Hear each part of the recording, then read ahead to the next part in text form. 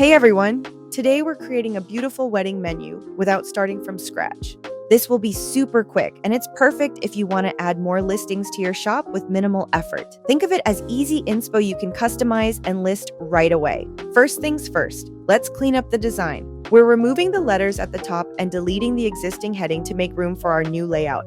Now let's add something pretty. I'm heading to Elements, Illustrations to look for a floral graphic that fits the vibe.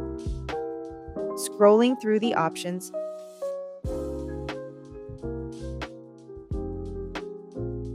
and there it is. This one's perfect. Let's add it to the design and position it nicely. Next, it's time for the text. I'm going to Text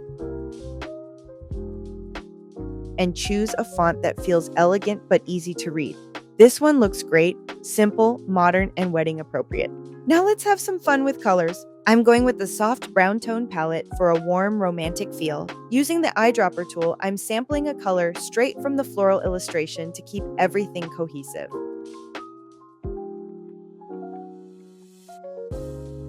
And finally, we're updating the background color. I'm changing it to a very light brown, just enough to give it a warm, subtle tone without overpowering the design.